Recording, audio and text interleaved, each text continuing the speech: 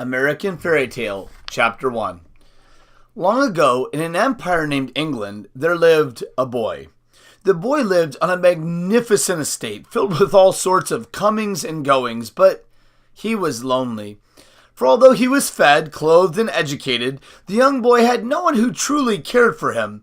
No one even knew his name. They just called him Boy. Since the boy had no friends or parents, he studied the other people on the estate, looking for a possible friend. Then, shortly after his 8th birthday, he found one. There was a sad old man who would take slow walks every morning.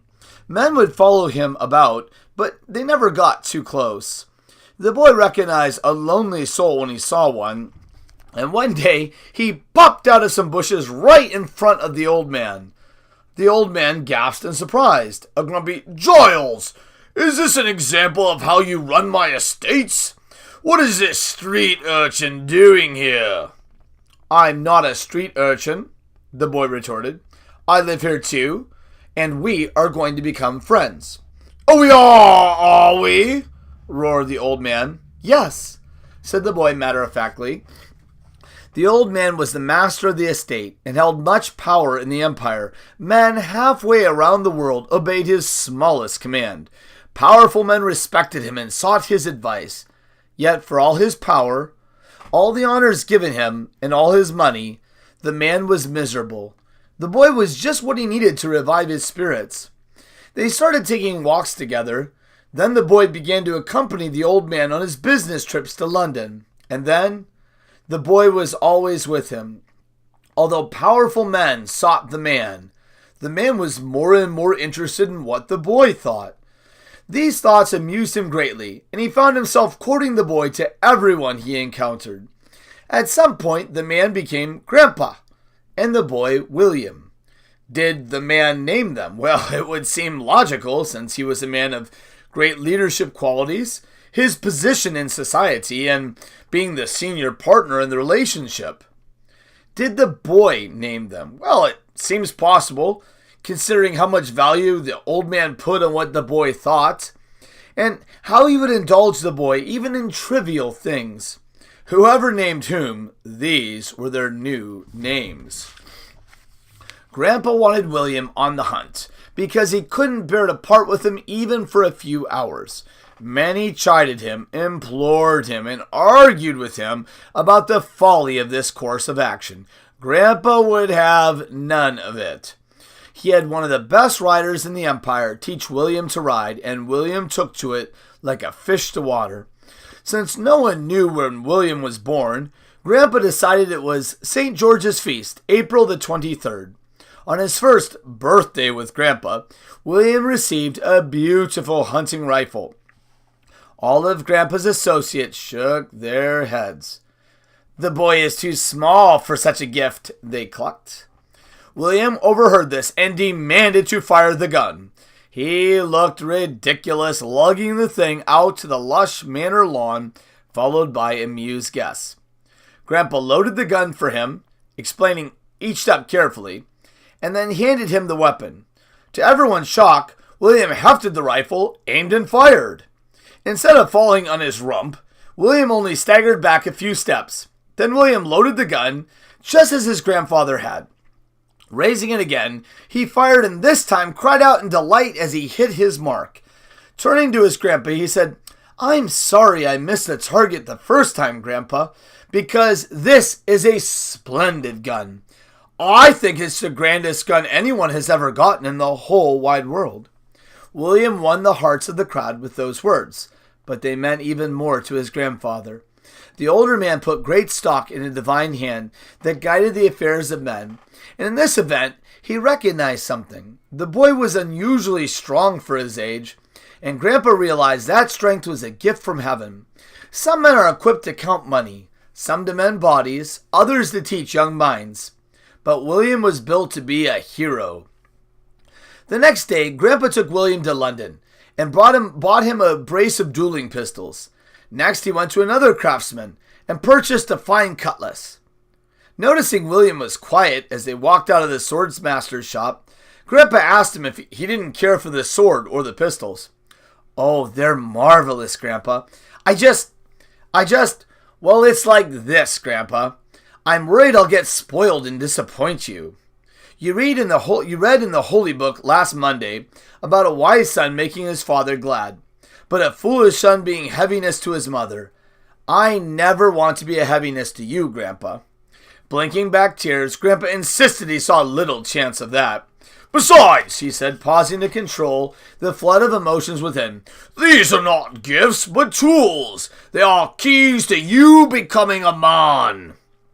William eyed the weapons in a different light. In a serious tone, he said, then I shall apply myself to them, Grandpa.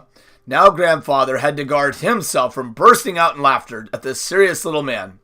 He managed, see that you do, before entering into the carriage. Grandpa brought some teachers into the boy's life. He hired a Frenchman to teach William swordplay. Heaven knows we all descended from Adam, but sometimes I wonder about the French, he confided in William. Still, he's the best there is, so we'll have to endure him. Next, he sent for a Russian marksman. The Almighty only knows what purpose he made the Russians for, he grumbled to William.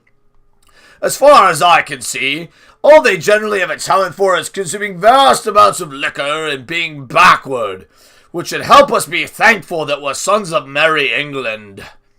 Last, he hired a German to teach him to use the dueling pistols. There's no more boring creature on this planet than a German. But Master Fritz is the best, so stiff upper lipped it is for us, William. For once, Grandpa was very wrong, and he seemed pleased to be so. The Frenchman was the very model of grace and manners. He was soft-spoken and kind to all, and a great teacher. William liked him right away.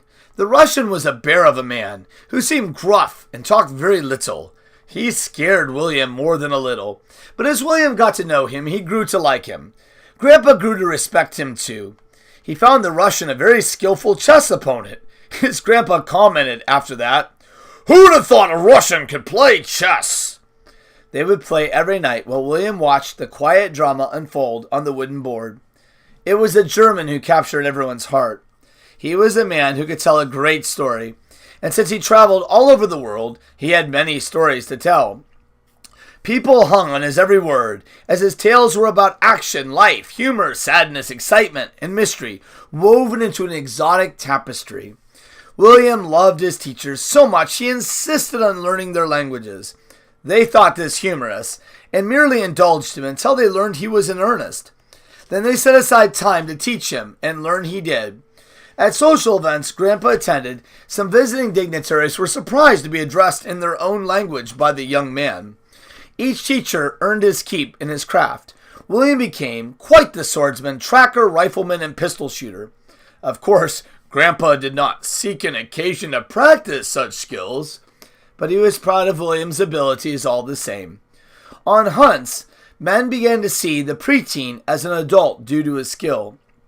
Life was perfect until 3 days before his 13th birthday. Grandpa and William went into London to attend to matters of royal court and then to see to arrangements for William's birthday. Things took longer than they should have, as is usual for court affairs, but they had almost escaped when a small man rushed up to Grandpa, huffing and puffing. Sighing, Grandpa stopped to see what he wanted. After hemming and hawing, the man blurted out, "It's about the boy I left in your care." "A boy? Why would you leave a boy in my care? Wouldn't his parents miss the little chap?" Miserably, the man wailed, "His father's been away for years, and I was to take care of his son, since I trusted the man would surely be killed in his enterprise he was about. I had no desire to be saddled with his son." Grandpa lost it. "Giles! Giles!" Giles hurried up the marble steps. When he saw the little man, his eyes widened and his face turned white. Grandpa didn't notice Giles' distress. "Giles, what is this man blathering on about? Something about a boy left in our care. I don't recall such an arrangement." Carefully, Giles replied, "My lord, about 10 years ago, this man came to you while you were dealing with some crisis or other. He asked a favor for Lord Pentsingworth, and you waived him to me. He wanted us to take in a 3-year-old boy for a year or two at most. I made the arrangements, and then I forgot about the whole affair." Grandpa waved his hand. "Well, give him his boy then, Giles, and be done with it." "My lord, the boy in question is William here." Now Giles had Grandpa's full attention. "What?" the old man asked weakly, his face going ashen too. "Why didn't you tell me that when I adopted William?" "My lord, you never adopted William. If anything, he adopted you. At first it seemed cute and harmless. I even believed it was good for your health. So I said nothing. Suddenly you two were family, and sir, I didn't have the heart to bring it up." Rounding on the little man, Grandpa thundered, "What kind of father abandons his son for a decade and then wants him back?" The little man shook before Grandpa's ire, replying, "Lord Pentingworth sent the boy's father on a mission to the Canton in the Orient. His cover was he worked for the East India Trading Company, but he was really there to hunt someone.